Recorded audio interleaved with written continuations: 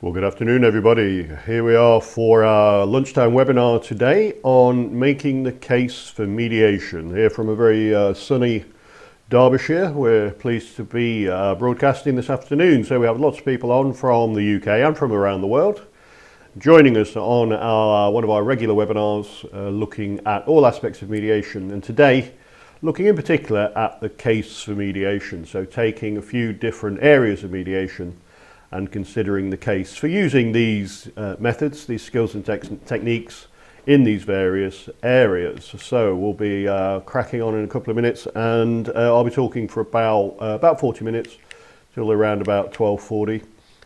If you're on the live webinar, if you're watching the recording, then you're also very welcome. We are able to see your questions, incidentally, live.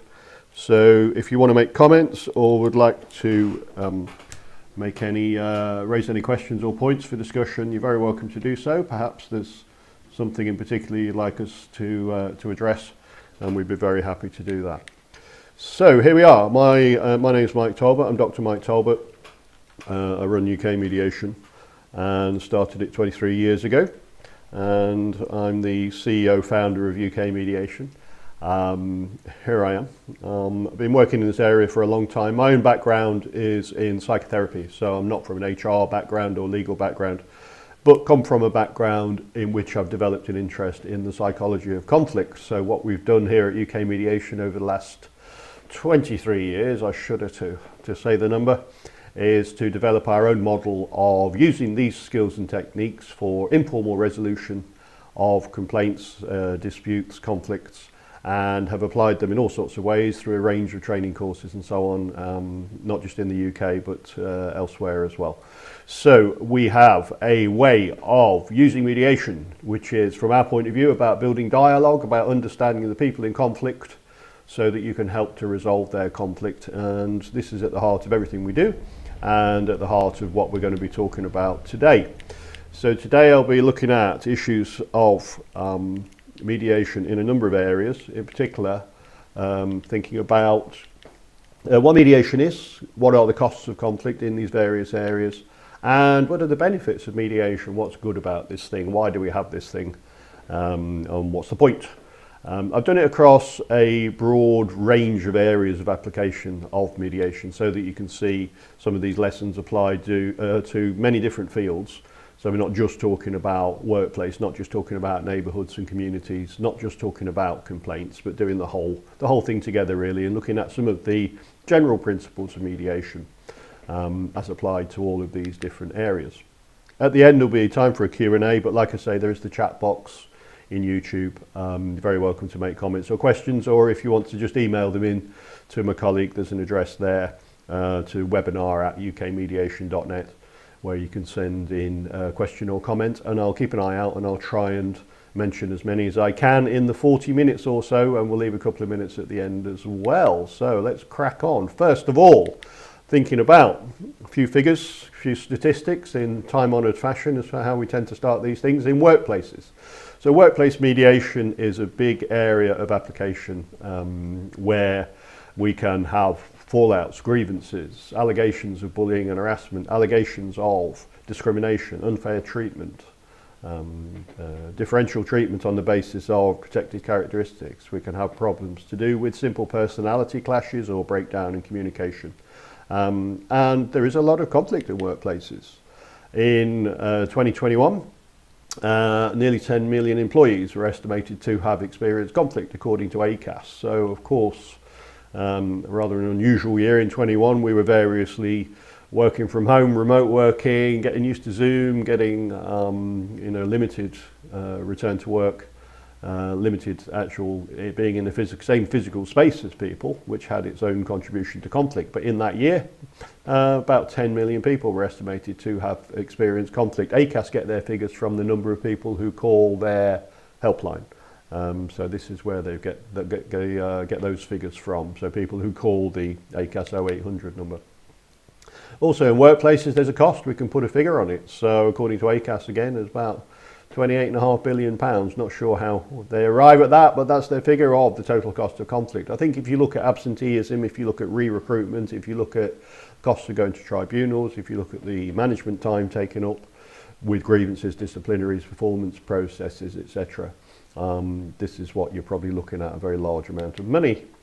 Then we'll turn to communities, so that's workplaces. In communities, there's a significant area that we work with for communities, which is to do with preventing homelessness, and consistent with a piece of legislation that came in a few years ago called the Homelessness Reduction Act.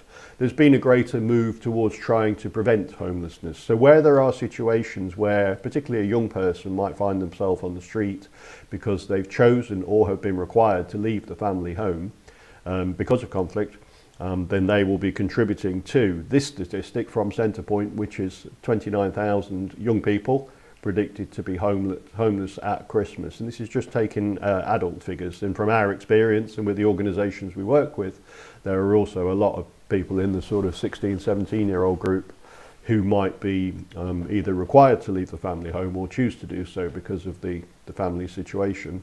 And that particular Christmas, so we're just talking, 15 months ago now, there's that great number of people predicted to be homeless at that time. It tends to peak, the number of homeless people tends to peak around Christmas, especially with youngsters who've either been kicked out of or have chosen to leave the family home. So a very high number there. And also in communities, we're looking at tenants who've had conflict with a neighbour. And there's some figures from Find Law, they're a few years old. But it's 4 out of 10 people who are in rented accommodation have had conflict with a neighbour. And then there's complaint scenarios. So looking at complaints, we deal a lot with complaint scenarios with NHS and local authorities, as well as in private sector. And again, there is legislation to try and encourage people to use mediation more in complaints. So the various ombudsmen and independent adjudicators prefer that organisations try and sort things out locally before it goes up to the ombudsman. But in complaint scenarios, in this particular year of 22, so last year, there were this many written complaints to the NHS. So this is aside from the number of people who phone up PALS or who drop into PALS while they're in the hospital. PALS is the Patient Advice and Liaison Service. 170,000 complaints to the NHS in 2021. Imagine having to deal with all of that. So we encourage that there is early informal resolution in complaint scenarios. We encourage that people should come to the table where mediators like ourselves or people that we train within NHS trusts can deal better with those complaints. And there has been a good uptake of some of that training. So getting people within the NHS trust to a place where they can mediate between a complainant and a representative of the trust around the conduct of a particular health professional or around a situation that they're not happy with, for example, how they feel their relative or child was treated, or something to do with poor communication and correspondence. NHS is amazing in my opinion, having worked for it for a number of years. Absolutely incredible, and the individuals who work in the NHS are absolutely incredible. And unfortunately, being short of resource and being short of funding, being short of staff, particularly with Brexit, being unable to get European doctors and nurses quite so easily into the NHS, there's a lot of problems, and there are things that fall short of anybody's expectations, and certainly the professionals in the NHS would love to be able to do an even better job if they had the funding and the pairs of hands, but they're not able to. Consequently, we get a high number of complaints from people, and a large proportion of those could be resolvable through mediation, in our opinion. And just thinking about complaints in a slightly different area, in the university sector, which is another area that we work and where we train people to resolve complaints, there's been a very large number of increase in the amount of complaints in this 4-year gap. I wonder, it'd be interesting to look at the number of figures from early 19 onwards, of course, since most students started to work remotely and just have online lectures, how many complaints there would have been in that setting. And in the university setting, what are the complaints? They tend to be about the standards of lecturing, about the conduct or manner or in some way interaction with a lecturer or an academic. And they can be about relationships, for example, between PhD students and their supervisors. That's something that we've dealt with as well. We don't tend to use mediation for things like complaints about exam results or pass or fail decisions. It's more to do with, again, interpersonal dynamics.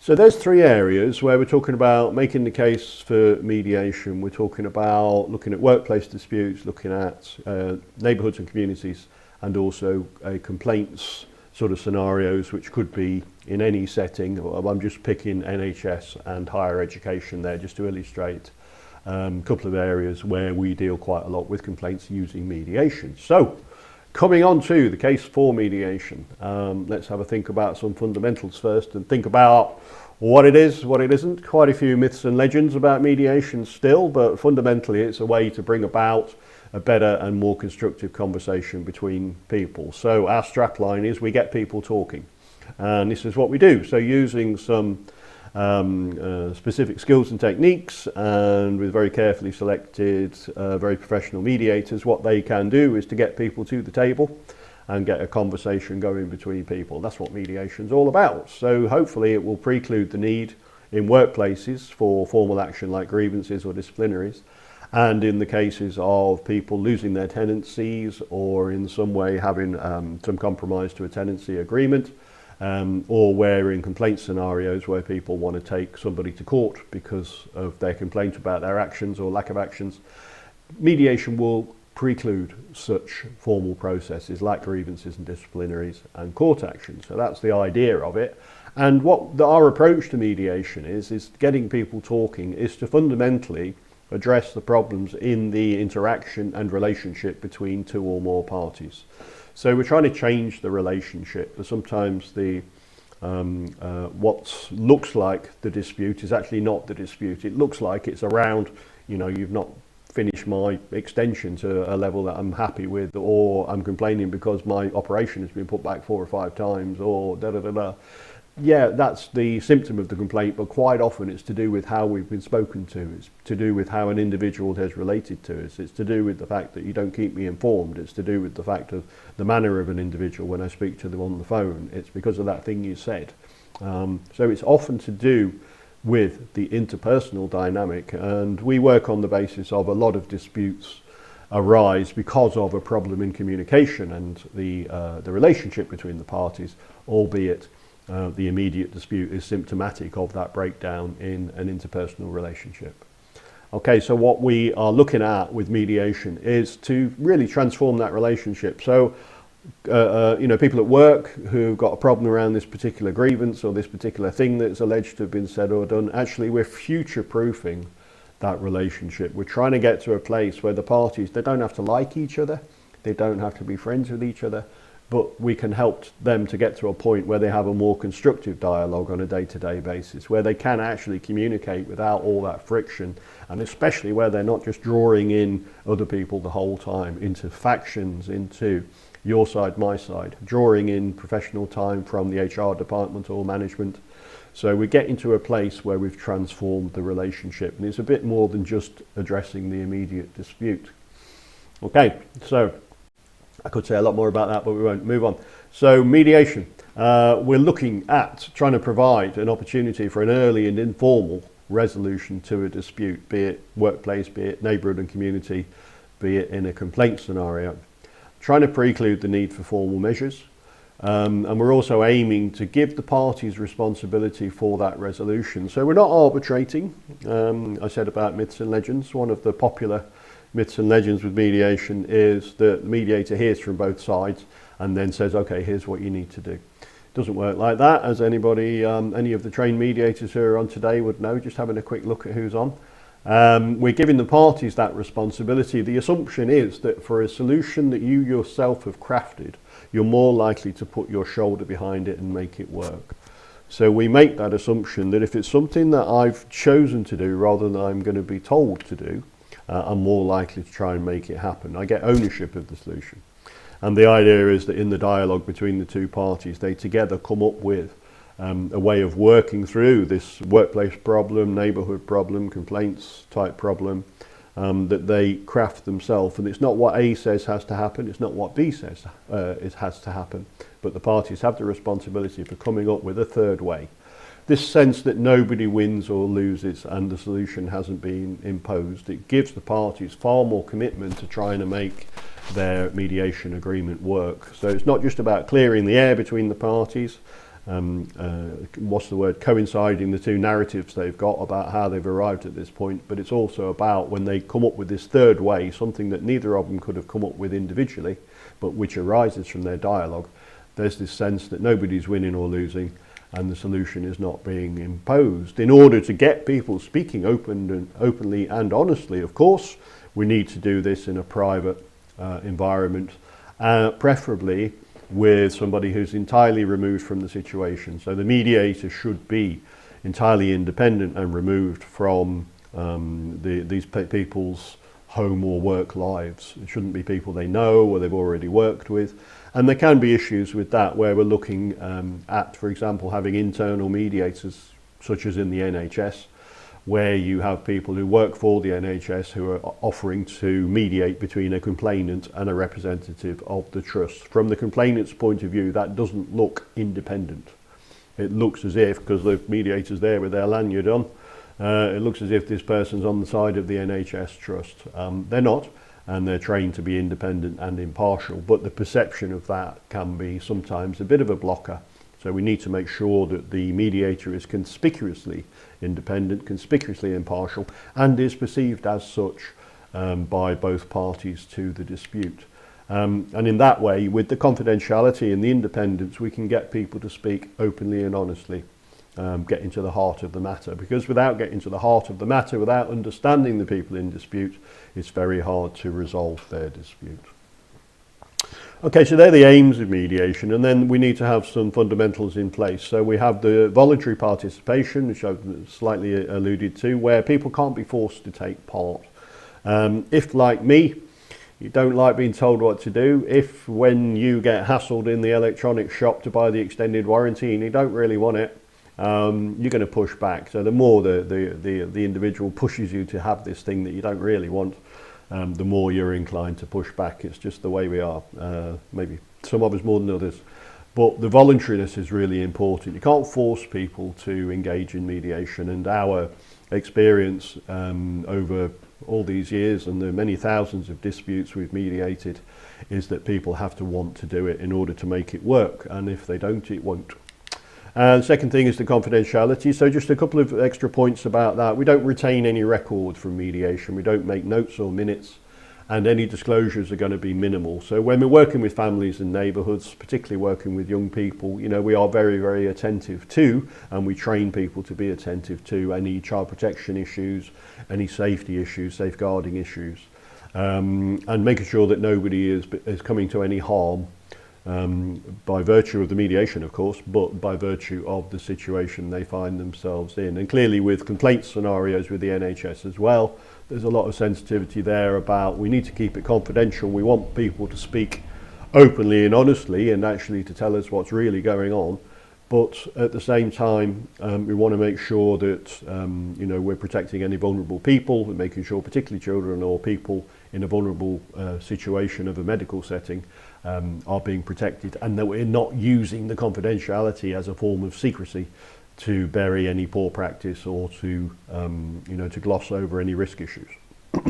Okay, and the third thing is about being future focused. So again, another myth and legend about mediation is it's all about bringing your printed out email trail along and bringing out the telephone records and the noise record and the list of all the times you've spoken with the NHS Trust, or the number of times your colleague looked at you in a strange way, in order to prove that you're right and the other guy is wrong. It's, again, human nature. It's what we do. We don't want to be blamed for what's gone wrong. It feels exposing, it feels shaming. So we try and prove it's the other guy's fault. It's what we do. What we're after, though, in mediation is a future focus, trying to replace that usually quite intense blame focus with a sense of shared responsibility between the parties, a sense that the two of them have to contribute to a better future, and that they need to put their heads together in order to come up with something creative which will both mend the current situation but ensure it doesn't continue to happen into the future. So they're three of the fundamental building blocks of mediation. So it's the voluntariness, it's the confidentiality, and the future focus. So quite often we will, every day, we get calls from people saying, yeah, I've already taken part in mediation. And when we scratch the surface of that, we find out that they took part, they were mandated to take part, it wasn't voluntary. Or we find out that there were minutes taken or the sessions were recorded. So it's not confidential. And we find out that it was more of an evidential process. It was more of a process, an adversarial process to look at who was right and who was wrong. So in those cases, we think, okay, well, that wasn't actually mediation, because without all three of these things in place, without it being voluntary, without it being confidential, without it being future focused, it's not mediation, it's something else. So let's have a think about applications. So I've already started to allude to where we apply mediation in workplaces. Tends to be between colleagues in dispute, but it can be with teams. Increasingly, the mediation work I do personally is around teams in the NHS. So groups of 8, 9, 10, 15 people who for one reason and another are not getting on. The communication has broken down. There's maybe been some critical incidents.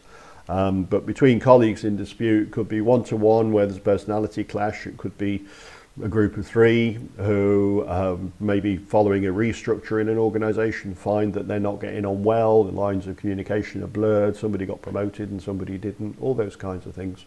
So can give rise to conflict that would otherwise need to be addressed through formal processes. So we're saying with organisations every day of the week, we're saying try mediation early on. With those kinds of disputes, you'll probably find it saves you a lot of time and money. Communities. So we do work with neighbourhood disputes, and we train people how to work with neighbourhood disputes quite a lot as well. Also working with family members. We've got a course running this week to look at training people to work in family group conferencing. So training mediators to get family groups together when there is a youngster who's threatened with homelessness or losing their place in the family home, as it were, to work with that whole family group, looking at how we can have an arrangement by which that youngster's needs are given primacy, and making sure that the whole family is happy with a new arrangement where perhaps that youngster doesn't live in the family home. And the other one is between tenants and landlords. So in community settings, can be with tenants and landlords. Of course, there have been, again, some unusual situations over the last couple of years where people weren't allowed to be evicted. That's brought up its own challenges, but it can be to do with either direction. So it could be the conduct of the landlord who's not meeting their responsibilities to maintain the common areas or keep the property in a good condition. Or it could be down to the tenant's activity as well, lifestyle issues, noise, pets, DIY, use of common areas, parking. All of those things that could bring them into conflict with not just their neighbours but with their landlord as well.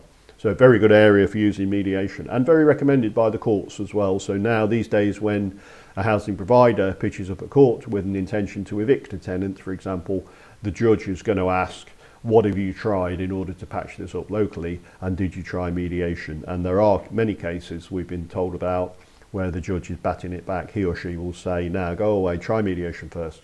And then come back to court if that doesn't work. And then the third area, of course, is about complaint scenarios, what we've been talking about with medical disputes.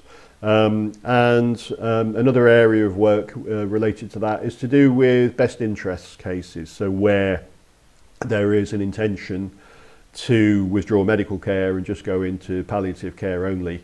That can be often contentious, particularly where there's a child involved. The medical opinion is, one thing to do with the withdrawal of medical care, and then the parental opinion may be at odds with that, understandably. And it's about making sure that the two parties there are communicating well. We don't make a call, we don't make a judgment about who's right or wrong. We just make sure that the communication and dialogue are thorough, and that all avenues are explored, and that, of course, the child's interests are given primacy in that case. And there have been some, as you probably know, well publicised cases around that area.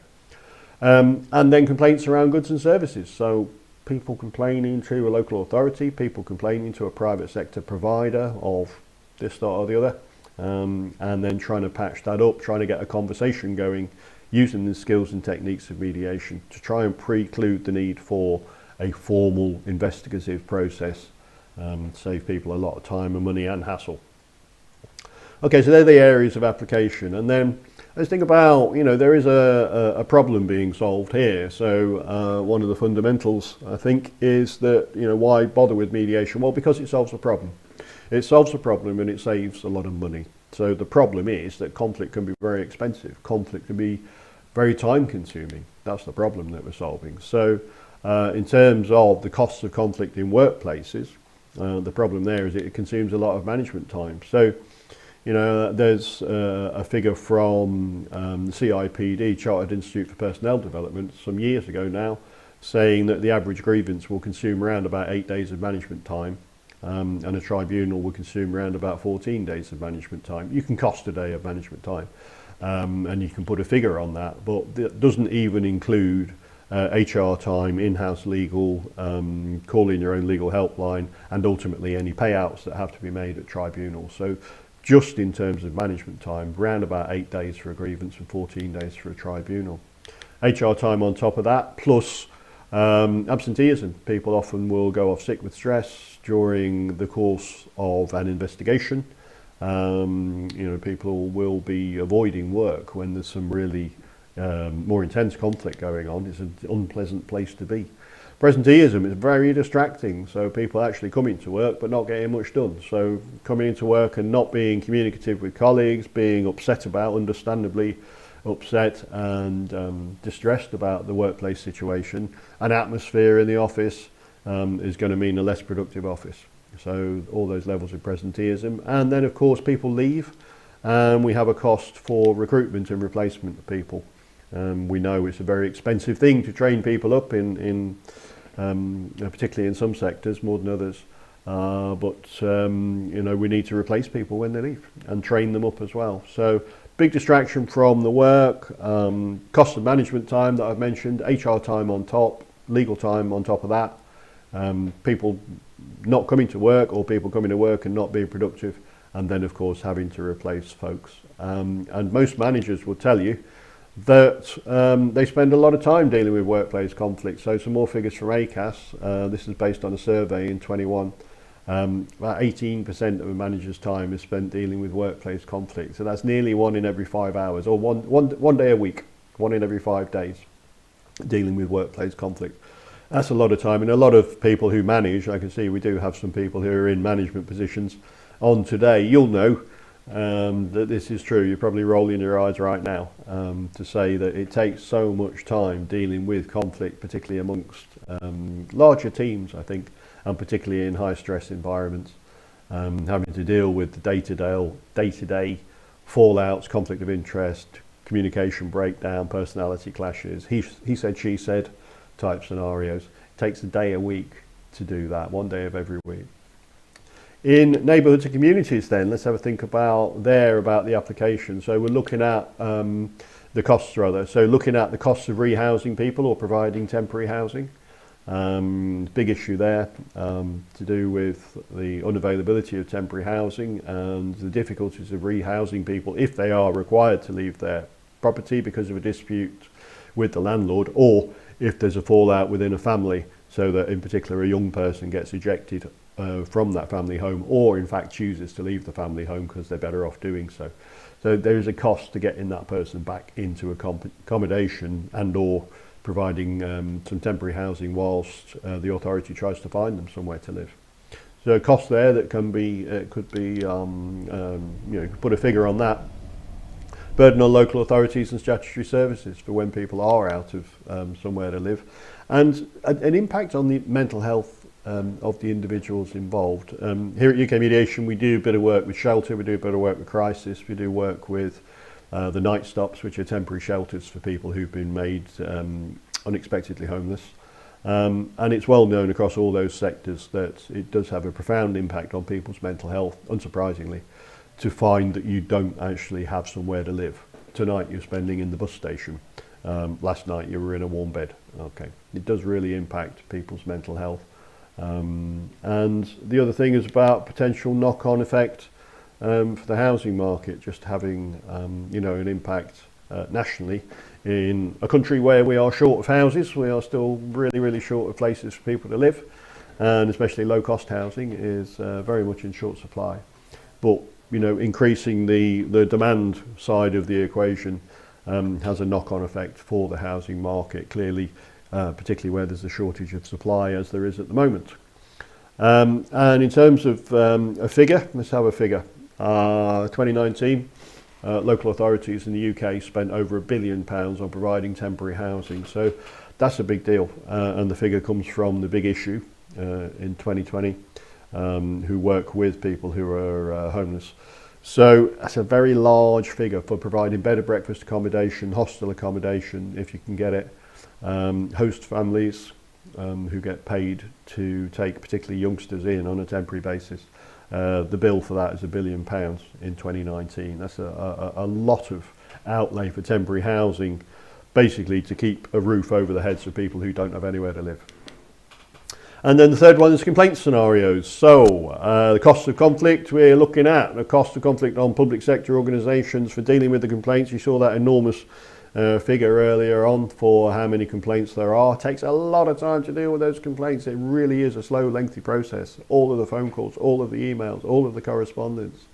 And dealing with it in a formal way, you've got to keep everything, you've got to note everything. Everything has to be subject to due diligence, that's hard to say, subject to due diligence, in order to ensure that we're working within the legislation and the code of practice around complaints handling.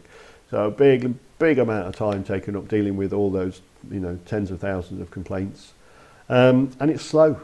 People get very frustrated.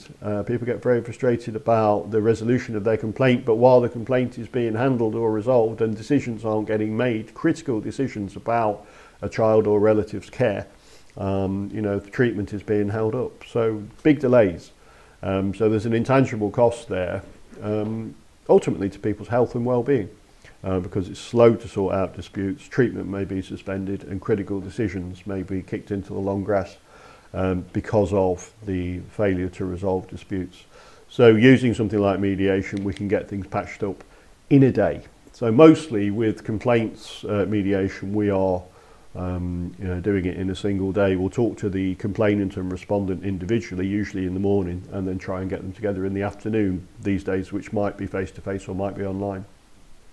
But the other thing about complaint scenarios is it is really difficult to be on the receiving end of complaints again and again and again. And a lot of NHS nurses, doctors, allied health professionals, administrative staff, frontline staff in general, if you're getting complained about all the time, it's really tricky. You're watching your back, you're having to look over your shoulder, making sure that things are noted, that are witnessed, and so on and so forth. NHS staff do come in for a lot of flack from certain members of the public, and can have quite a tricky time with a lot of service users. So it's not sometimes not a terribly attractive place to work sometimes, and particularly through the pandemic and all the additional stresses there. I take my hat off to anybody who will work through that and demonstrate such a level of commitment as our NHS staff and specialists do. But I would fully understand it if they made a decision one day and thought, you know what, I'm going to go and stack shelves instead. This is too hard. So keeping people tricky. And also it's very distracting. So while you're dealing with complaints and having to give a statement and having to provide notes and having to address all these complaints, tens of thousands of complaints a year, it's a massive distraction from delivering the services that you're trained to do. What you'd rather be doing is getting on and providing excellent care, when actually you've got to deal with this thing instead. Okay, the average NHS trust has quite a high staff turnover rate of 10 to 12%. That's quite a lot. So somewhere between 1 in 8 and 1 in 10 people has to be replaced each year, and that's pretty high. And particularly with Brexit, where there have been big issues about getting doctors, nurses, allied health professionals from mainland Europe, it's become very, very tricky, very difficult. So we're looking at where else can staff be drawn from. There are a lot of unfilled positions in the NHS, for example, So it means there's extra strain on what they do, and an extra, unfortunately, an extra inclination for people to complain, because waiting lists are lengthened when there are shortages of staff, etc. So with complaints, it might be NHS, local authority, private sector, you know, with the use of mediation, there's a certain benefit. There's a certain benefit for using mediation in this area with complaints, in the neighbourhood and community area, and in the workplace area, which I'll just do quite briefly. We just got 5 minutes or so to go. If you were thinking of asking a question today now, or making a comment, now's your chance. Just keeping an eye on my questions over here.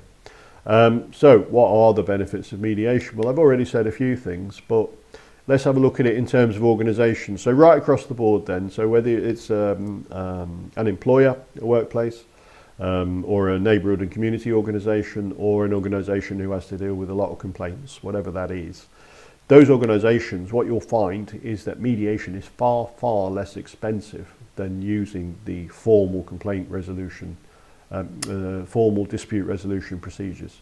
So it might be for resolving workplace disputes, or tenant-landlord disputes, or neighbourhood problems, or it might be about complaints handling. Actually, it's really cheap to do mediation. Tends to be a day, which we do online. We prefer to do face-to-face if we can. It's a lot more effective. But you're basically talking about meeting parties individually, which if you've got two parties, that's a morning's worth, and then getting the two of them together in the afternoon. We do disputes that involve, we do mediate disputes that involve large numbers of people, so it takes a bit longer, but essentially the only overhead is the time taken, it's the mediator's time taken. Very much quicker, as I say, less exposing. So because of the confidentiality, we are assuring people that we're not retaining any notes. The mediator may do an aide-memoire, but it's shredded at the end of the session. Nothing is retained. It's not exposing to the parties. We don't record what they say. They make an agreement not to gossip outside of the mediation session, so they're not going to go outside that session and tell other people about what they've heard from the other side. So it's very much less exposing. And in a lot of scenarios that we work with, all scenarios we work with, there's more to the dispute or complaint than meets the eye. So there's something more that the parties haven't told you, which we need to have that confidential setup, because otherwise people won't speak freely for fear of that exposure or humiliation, really, sometimes. So it's far less exposing, a lot cheaper and a lot quicker than using formal process. And I think also thinking across the breadth of those applications again, in workplace or neighbourhood and community or in complaint scenarios, there's a certain benefit for the individual. Benefit for the individual is far more empowering. You get to contribute to the resolution. So instead of being told what's going to happen and be arbitrated or directed into certain actions, you're told, okay, let's work out what's the best way from your point of view to resolve this complaint. Let's work out what you need from this working relationship. Let's work out what you need to have as a deal between you and your neighbour, rules about use of common areas or DIY or noise or playing music late at night. So you get to contribute to the solution. It feels far more empowering. And as I was saying earlier, when we contribute to a solution, when we actually are part of the team that has crafted this resolution to a dispute, then you're more likely to make it work. You're more likely to put your shoulder behind it and make it happen. So the empowering argument is strong. Far less formal. We don't have representatives and advocates in interpersonal mediation. It's slightly different when you do commercial disputes. That's another kettle of fish. So far less formal, no representatives, no advocates. Like I say, no retention of notes. And is intended to be a good faith process. It's intended to be a process that people come into with the intention of making it work. It's not there to win or prove a point or in some way disadvantage the other party. The idea is that both parties gain from mediation, and in that sense we have the confidentiality. In that sense we have parties attending on their own and speak for themselves, so that they can feel as if this is something they've chosen to do, they're making it work, and they themselves are there by choice to come up with their own solution based on the dialogue they have with the other side. Very much quicker, as I've said, and very sensitive to personal matters. So I think this is the thing that in more formal processes people are rather more tight-lipped. and the more personal issues, you know, the way that person spoke to me, or the thing that person said to me, or the fact that this really pushes my buttons or triggers me to be in this scenario, or she reminds me of somebody, or he, you know, he did this. It's all, can be all very personal, and to an impartial, to a removed third-party observer, quite often with the disputes we deal with, it could look trivial. Actually, our experience is these things are not trivial to the individuals who are involved in the disputes. So although it looks like bickering and he said, she said, in the way it affects the individual, this is very significant and can really have a profound impact on individuals' well-being. So mediation, very sensitive to those issues, very sensitive to personal matters, and intends, we intend that it should be practiced by people who have a high degree of sensitivity themselves to understanding what it's like to be in conflict, so that they can work better as mediators. So there we have it. We've got a question by email from Jean. Jean, thanks very much. Just in our last couple of minutes now. Jean works in a homelessness charity and often gets asked about mediation when a young person turns up at our offices. How successful is it in these cases? Well, very much so. There's a couple of organisations, Jean, thank you for that, that come to mind where they do deal with that, where on a Friday afternoon there'll be a knock at the door, actually a knock at the door with a youngster with a black bag, they will have been made homeless, been required to leave the family home due to ongoing arguments or stuff like that, and they basically get kicked out. In those cases, what a lot of those organisations will do is have the youngster in and actually phone the parent or carer right there and then and say, are you prepared to come to mediation? They'll try and patch it up straight away. So really, you know, as close as you can get to the heat of the moment. Temporary accommodation for the youngster, probably with a host family in that kind of situation. So, you know, emergency temporary accommodation, hopefully it would be available, which is paid for often by the local authority or might be by the charity themselves. And then as soon as possible to get the youngster together with the parent and carer round the table, try and figure out what's going wrong and what might be a way either to get the youngster back into the family home, temporarily or otherwise, or if that's not appropriate, setting up an arrangement, sometimes involving the wider family, so that that youngster is protected and has got a roof over his or her head. So short answer, Jean, is it's very successful in those cases. It's a good time to apply mediation, and it's a great thing that, for example, that homelessness charity should have workers who are trained in mediation who can actually provide that service right there and then. And a question from Charlotta: if a dispute crosses sectors, for example, council and housing association or tenant, who pays for the mediation? It's quite often the local authority themselves, usually the local authority themselves. But if there's a housing association and one of their tenants falls out with, for example, a local authority tenant, they don't usually share the cost. That doesn't usually happen. It might well be the housing association who pays for it, or Charlotta, it might be the case that the housing association, the RSL, has their own mediators. So we've trained up mediators in a lot of registered social landlords. So they're quite happy, even if it's a private tenant or a council tenant that their own tenant falls out with. The housing association is quite happy to pay for that mediation themselves or put their own mediator on the case. It's a very successful model, actually. The housing associations we work with have got a team, a panel of a dozen mediators, particularly those that work across a very wide patch. And are able to go far and wide and mediate disputes between their own service users and either council tenants or private tenants. So it's the housing association who pays for it. Okay, I hope that answers your question, Charlotta. And then to try and keep within my time limit. So thank you for your questions. If you think of any more afterwards, you're welcome to email them in. Just use the address that's in the chat box there, which is webinar@ukmediation.net, and we'd be very happy to try and address your questions post hoc. And Charlotta's, just as a postscript there, she said it's useful to know because she's a trustee for the local homelessness charity. Oh right, spot on, Charlotta. Well, I hope that's helpful to you. Let's have a think about what we got around the corner. So we are starting to do live events, whoopee. But for now, we've got a webinar, we've got showcases, here we go. So, 7th of April, just in a few weeks, we will be in London to do one of our mediation showcases. Getting out there again, hooray. So this is a live forum theatre style event where we will demonstrate before your very eyes a workplace dispute and how a mediator would address it. So you will see an enactment of the two parties in a workplace dispute, what they've got to say, how a mediator would interact with them. Obviously it's trimmed down, cut down into just a few minutes rather than being the whole shooting match. How the mediator would interact. You get a chance to ask questions, you get a chance to chip in. So you will see the live demonstration, showcase demonstration of a workplace dispute and how a mediator would address it.